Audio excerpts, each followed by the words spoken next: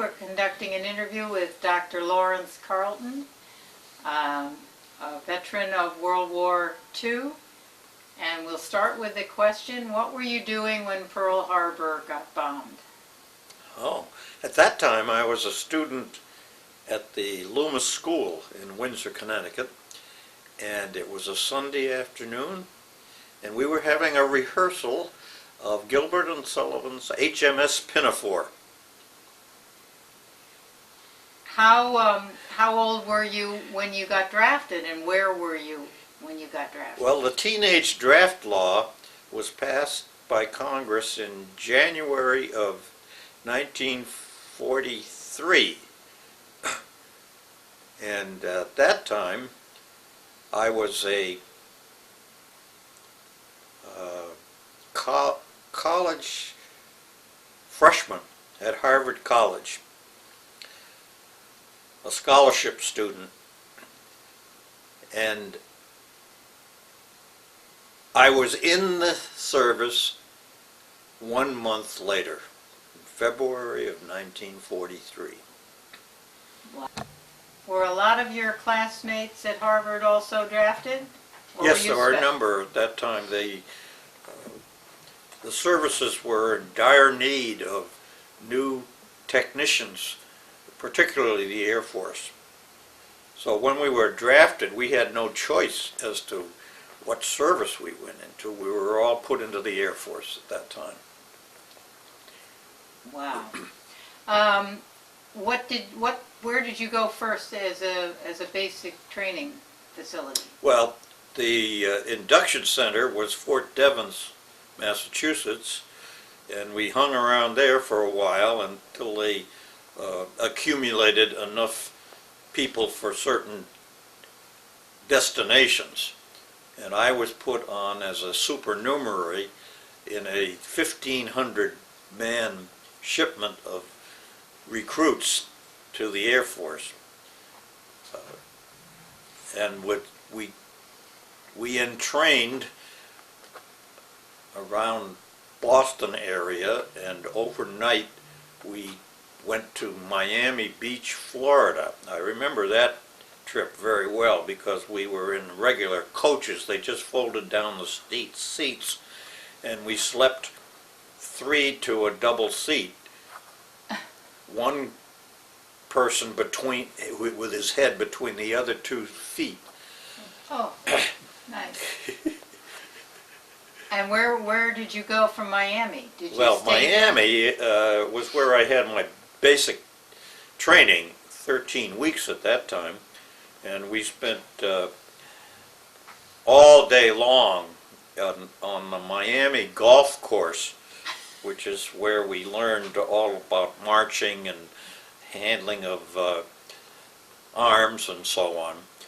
And it was very hot, although it was in the winter, and they had a big snowstorm back home, I remember, at that time. But it was very, very hot there. We learned all about the manual of arms and all of the articles of war and all of those basic things, and also how to stand guard duty, because at that time we had sentinels or guards on the beaches because the German submarines were operating offshore, and we could see the ships that were hit by the Germans blazing away offshore. But we were there to protect the shore in the event that maybe some enemy came ashore or something of that nature, I guess. Wow. So you were there 13 weeks, and then? Well, apparently I had done pretty well on the code aptitude, the Morse code aptitude tests, and they needed operators. So I was shipped out from there to Belleville, Illinois, Scott Field, where the basic code school was.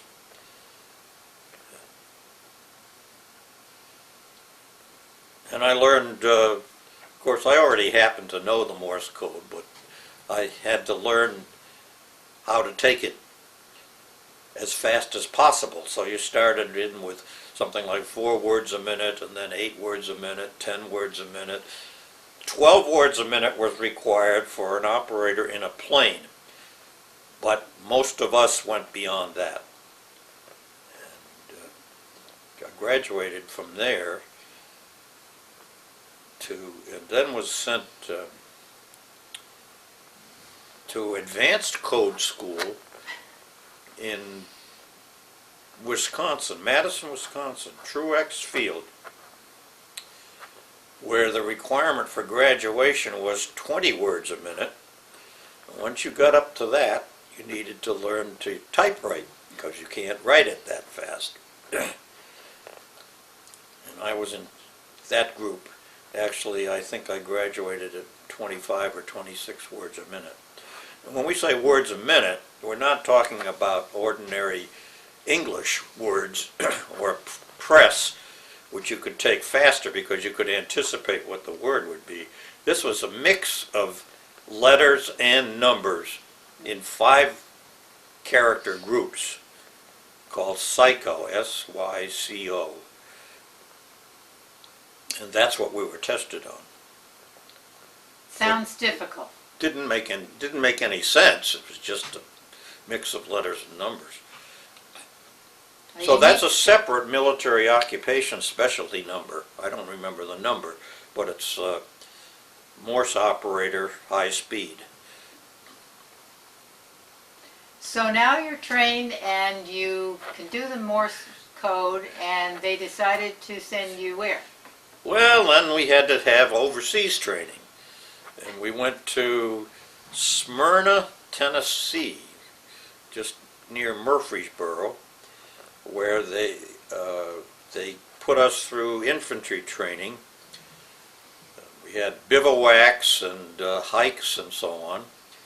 And then to finish off from that, they sent us to Jefferson Barracks, Missouri, a very old military base, cavalry base actually. And there we had more overseas training, long hikes, full packs, so on, because some of the people in the group that I was with were destined to operate behind the enemy lines, and we had to know all about using infantry equipment, stripping down M1 carbines, a Thompson submachine gun, and that kind of thing. In the dark or blindfolded, we did that. I can remember we had gas attack training, which included not just tear gas, but actual chlorine gas. So we had to be sure that our gas masks were operating properly. It was kind of an interesting thing. We had all kinds of infiltration courses that we had to do, physical training and climbing over obstacles and under fire and all kinds of things. But so we were ready for almost anything then. The training back then was really quite good when you consider it. It was Army training, not Air Force. Army Air Corps. Right, I remember that. And then I had a couple of very interesting experiences during that training because of where we were stationed.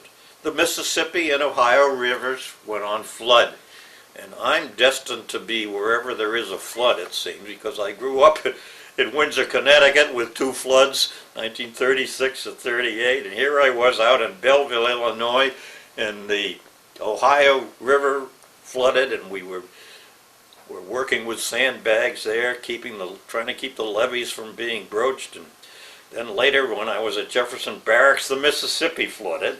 And so back again, we were working on the dikes and levees and so on. But that was besides our regular training.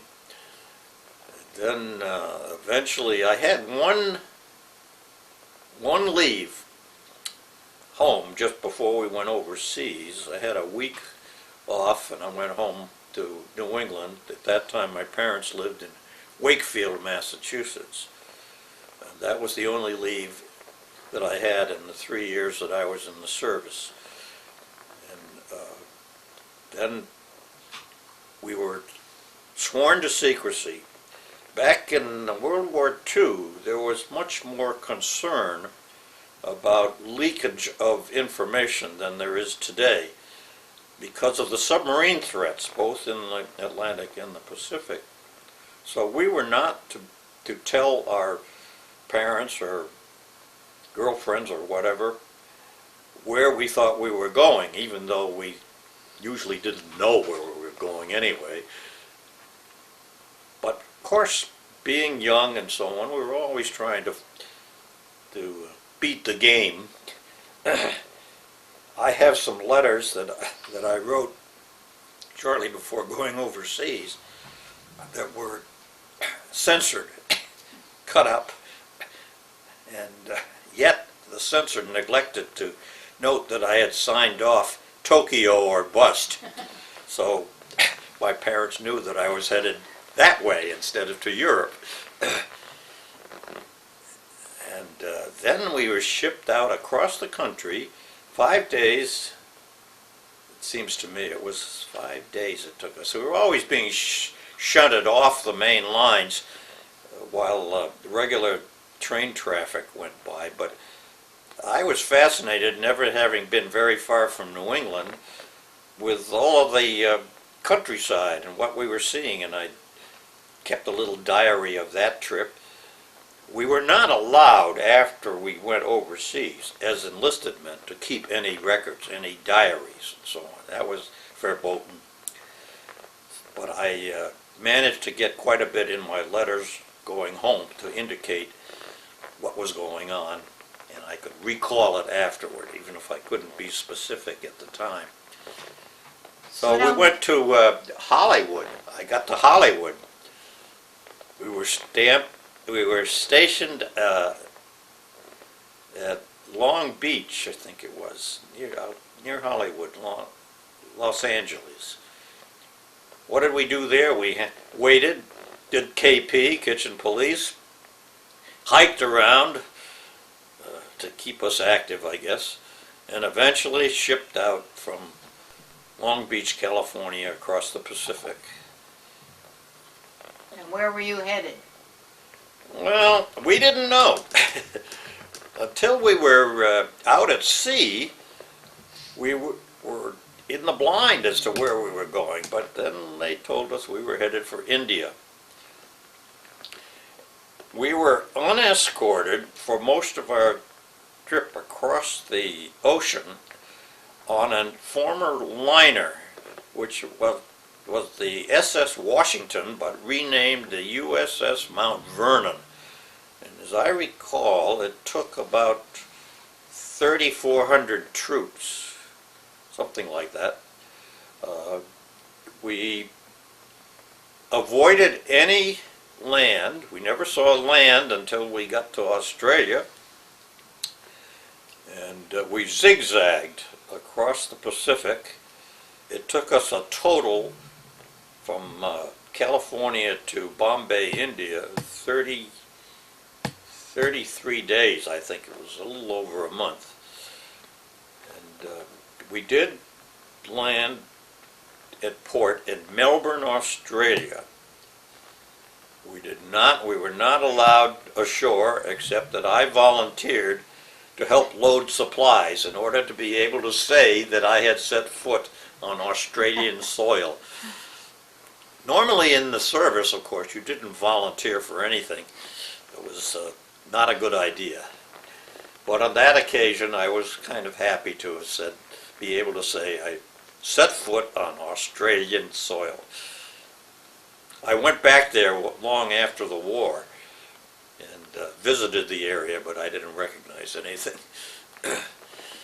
That was the only time we stopped, and there we did pick up an escort, Australian corvette, that escorted us across the Indian Ocean, which was controlled by Japanese submarines at that time. And we successfully made land at Bombay, India. And how long were you in Bombay? We were there about 2 or 3 weeks, but we had a very exciting time. Shortly after we landed,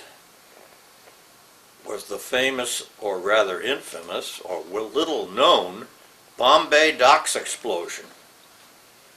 A ship that was poorly loaded, containing cotton and diesel oil and munitions and all kinds of things, caught fire on the Bombay docks. And eventually it exploded, setting fire to a munitions ship and numerous other ships. It was one of the greatest disasters suffered in the war.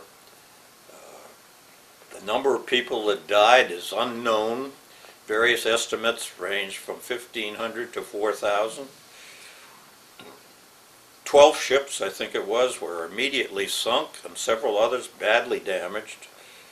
And we were rushed down to help with whatever we could. The first night we were under fire. The docks were exploding, ammunition was blowing up, there was magnesium shooting off and all kinds of things, and our job was to move munitions from the warehouse next to where these ships were, warehouses next to where these ships were exploding. We loaded the munitions on 6x6s, Army trucks that were manned by a black quartermaster corps. Back in World War II, there was no integration of the services, of course, but the drivers were wonderful. They were great. They tore through those narrow streets of Bombay with us on the back among the munition boxes. We dumped it all off on a beach on the other side of Bombay. And you went back and forth that way all night. The next couple of weeks we spent helping to clean up the debris and removing bodies and that kind of thing. It was dirty work, but it was kind of exciting that first night.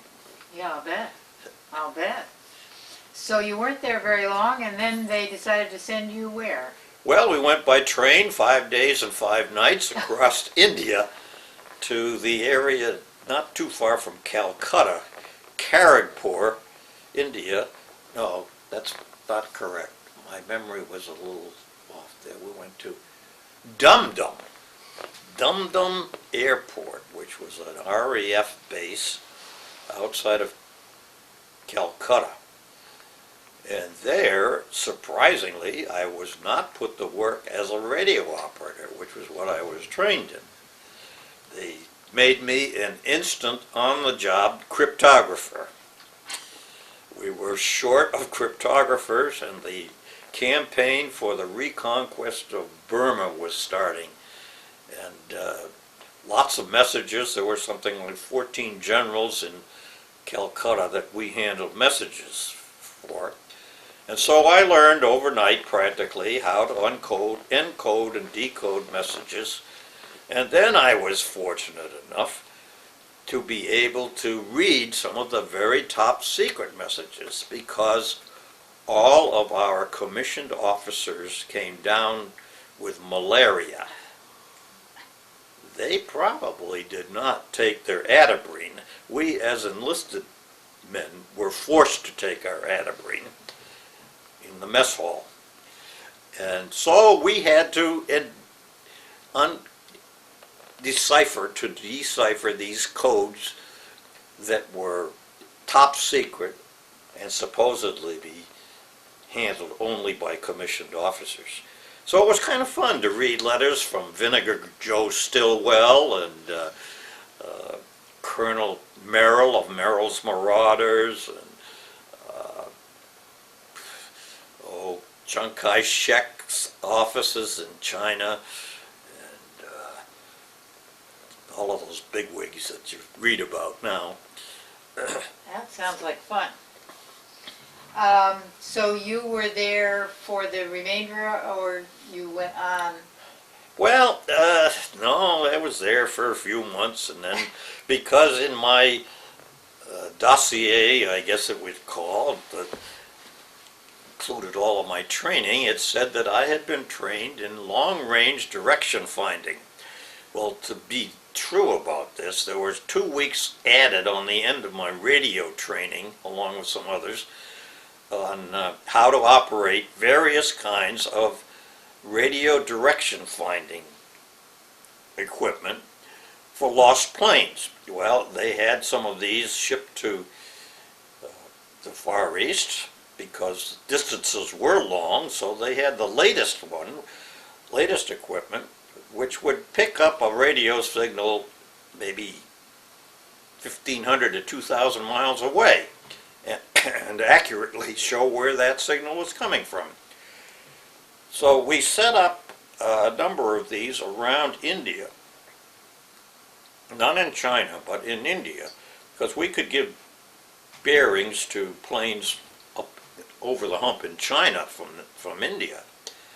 So that was kind of a fun job. It was a very boring job at night. You'd be sitting out in this shack out in the boonies, a long ways away from anybody because they couldn't be near the source of a lot of signals, and just sit waiting for some plane to get into trouble and get lost.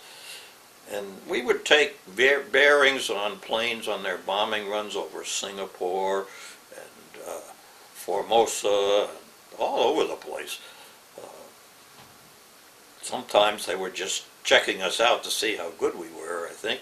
But other times they were Maydaying. You'd have these guys calling Mayday, Mayday, Mayday when they were in trouble, lost, run out of fuel. We lost a lot of planes, not too many men because they parachuted out and were rescued by the Chinese or Burmese, wherever they were. So I did that for a while in India for the balance of the year of 1944. Next question. And so then where did you go next? I flew the hump, the Himalayas, one night. We were packed into this C-46 and without oxygen, only the crew had oxygen. We flew up over the mountains and to Kunming, China. I can remember it as being bitterly cold and we were very sleepy. And then we landed in at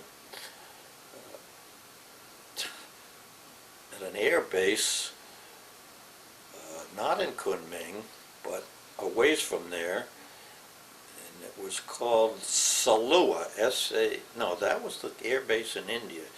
And in China it was Xinjiang, H-S-I-N-C-H-I-N-G, Xinjiang, China. It turned out that it was one of the advanced B-29 bases that had been constructed for making bombing runs on Japan and the China coast. As we landed in the morning, there were several families there standing around waiting to take the plane that we had come in on back to India. I asked about them. They were missionaries. The missionaries were leaving China when we arrived. That's amazing. That's amazing. So what was your assignment now? Now you're in China, and did they use your training or? Yes, finally I was put in a job where I did use my high-speed Morse code training.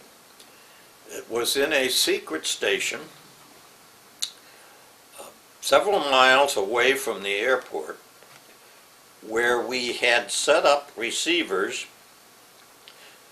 which we manned with half a dozen high-speed Morse code takers, and these were designed to listen in on Russian weather stations' reports to Moscow, and also some Japanese stations. The Russians had weather stations all along their north coast in Siberia, and these stations had to report at regular intervals so that the Russians could make maps, weather maps. Well, since weather works moves from west to east predominantly, these were what had the information we needed for the bombing of Japan. By then, the 20th Air Force, the B-29s, had moved from India and China to the Marianas, to Guam, Saipan, and Tinian. So our group didn't move with them because we were in this secret station and needed there. So we were then assigned to the 14th Air Force, the famous Flying Tigers, and that was my organization my last organization that I was attached to.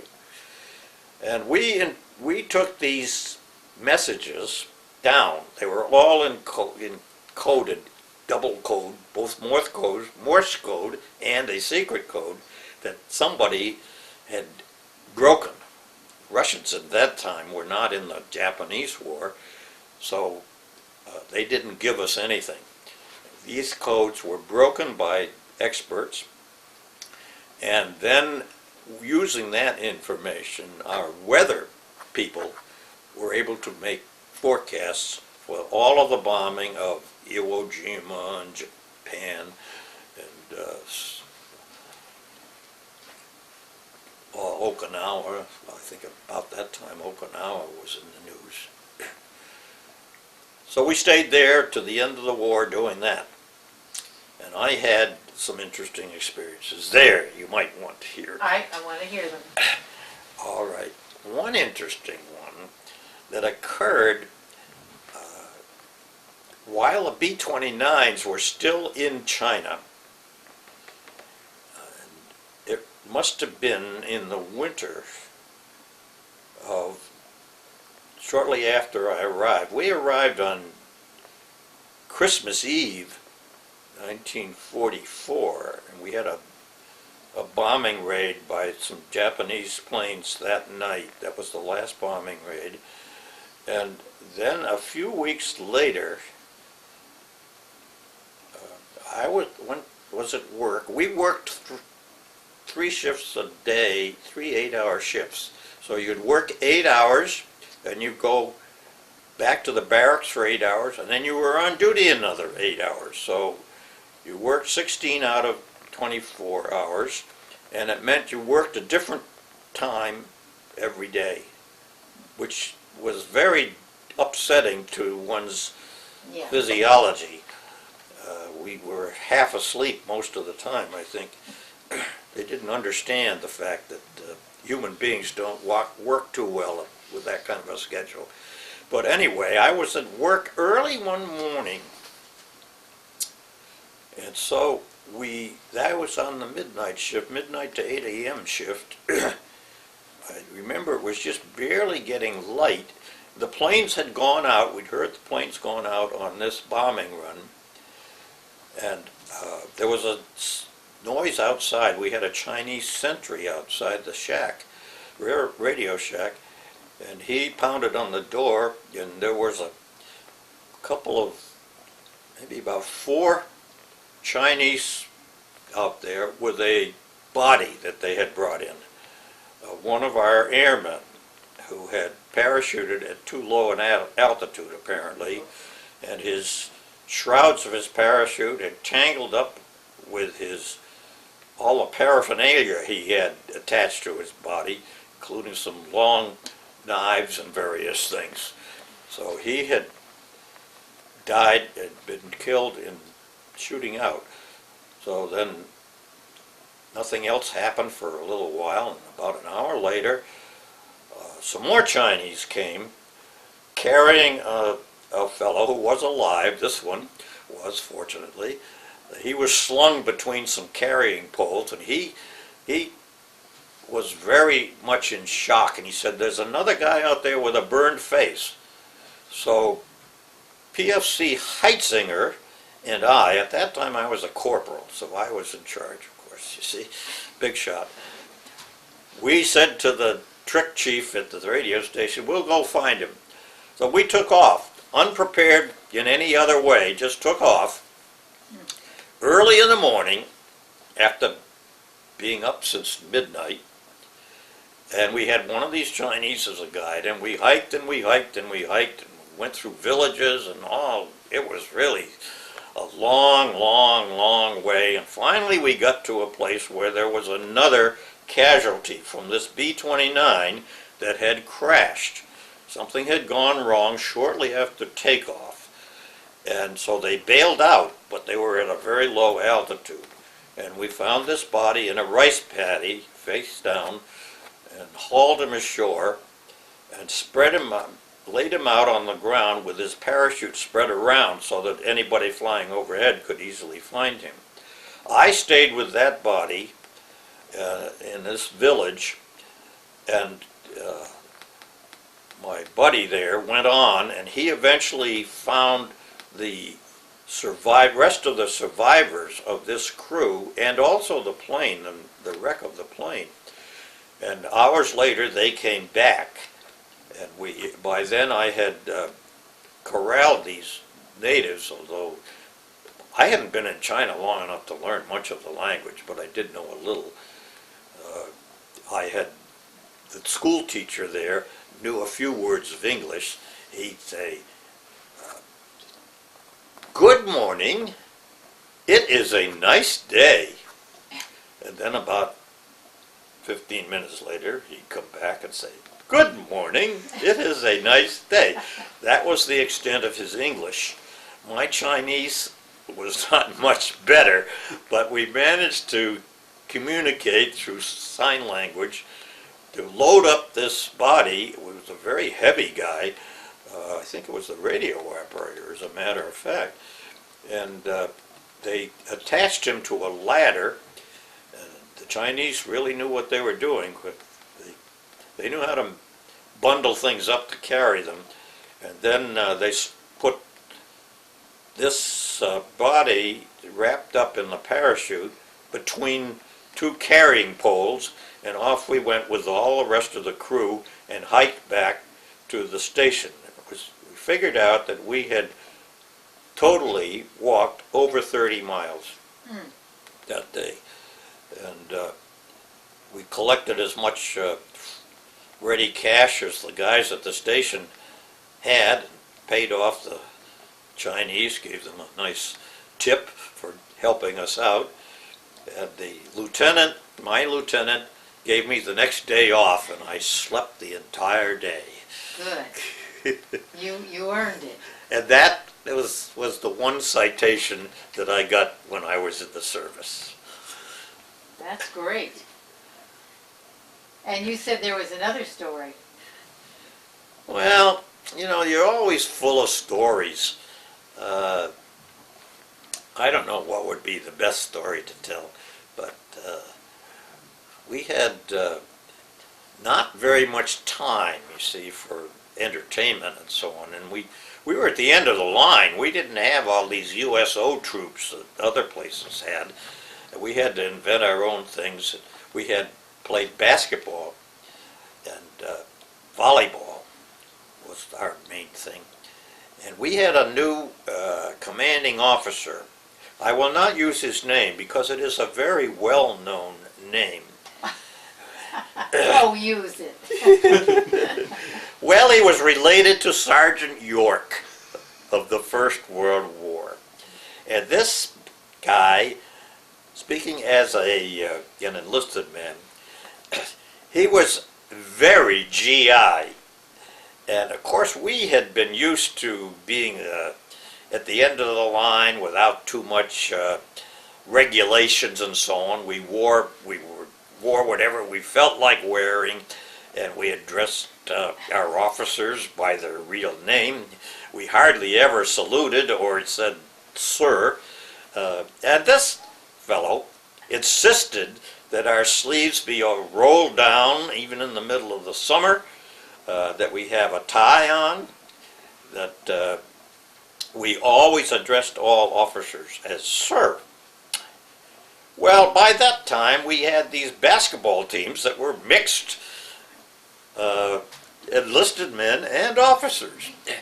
So To make matters obvious as to how we felt about this commanding officer, we would, when we were on the basketball court, we would say, "Sir, Lieutenant Jones, sir, would you please pass the ball to me, sir?" And we carried on like that to a great degree. This commanding officer was transferred shortly thereafter. Good. Somebody woke up. So now, the war ended, you were still in China? Yes. Well, the things that I remember, other than the work that we were doing, was President Roosevelt's dying. It was a very sad day for all of us. Many of us didn't know much about any other president. I vaguely remembered Hoover, but Roosevelt was the president, even though he was considered an old man, I guess. It was quite a bad, sad day when he died. The day that, and people have asked me, well, what did you think about VE Day? And I said, if you had asked us then about it, we would have said, what are you talking about? VE Day meant nothing to us in the interior of China. The war was still on as far as we were concerned, and we were destined at some time, to have to invade Japan, and we knew what that would have meant. So when the news came about this new bomb that had taken care of a whole city, we were overjoyed.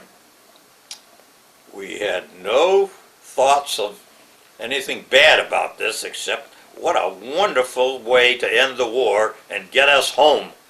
Yeah. And I think that was the general attitude of all of the GIs over there. But then, of course, the war ended. We didn't have to do any more of this code work, so we just sat around and waited to go home. The war ended in August, and peace was declared in September. And we were sitting around in China week after week after week. Finally, in December, they flew us back over the hump to India. And we landed at that same air base, Salua, that we had been to before. But then they flew us over to Calcutta, where they put us in a camp on the racetrack, in the center of the racetrack in Calcutta. It was called Kanchrapara. Kanchrapara, K-A-N-C-H-R-A-P-A. And we, in tents there, and we sat around and did KP, sat around, did KP, sat around, trying to add up our points. You got points for various things. See when we might be shipped out. These points are what determined the order in which you were to be discharged. Well, most of us had plenty of points. We'd have been over there 2 years. Didn't seem to make any difference over in India, though. The stories would, there were all kinds of rumors, stories about ships that came loaded with replacement troops, turned around and took them back home, leaving us stranded there. That kind of story was all over the place. We were not happy. Not a bunch of happy campers, although we were campers. And we did occasionally get a pass to go into Calcutta. I have a few pictures that I took. I visited the Towers of Silence, where the Parsis put their dead for the vultures to take care of, that kind of thing. That was very interesting to us as late teenagers, you see. And ultimately, we got on a Navy transport, the USS General Brooke, B-R-O-O-K-E, which was anchored in the Hooghly River, Calcutta. And we had to be transferred by ferry to the boat, to the ship. And we sailed back the other way around. We went through the Red Sea and the Suez Canal and the Mediterranean. We had a bad storm in the Mediterranean on Christmas Day, so that most of the troops didn't make it to lunch or dinner. I was one of the 400 that did. I was never seasick. And all the way home, I was one of the sergeant of the guard. We had to guard various parts of the ship. I don't know quite why, but my route included the sewer line down in the holds of the ship near where the drive shaft was for the propellers, I remember. But that gave me freedom of the ship, being sergeant of the guard. Even in the storm, I was able to go up on deck, and they had lifelines strung all around the deck. I had to check on the other positions of the guards, where most of the troops were forced to stay down below. Well, then I remember going by the Rock of Gibraltar, and I was able to see that. I didn't get a picture of it. It was pretty dark. And then in the Atlantic, on New Year's Day, we ran into another storm. So the turkeys, the frozen turkeys and various things that had been put aside from Christmas to be used this day were served again to the same 400, I think. And eventually we made it back 28 days after leaving Calcutta. We arrived in New York, and I recall being allowed to go on deck to see the Statue of Liberty, and there off to the side was a big liner coming in from Europe.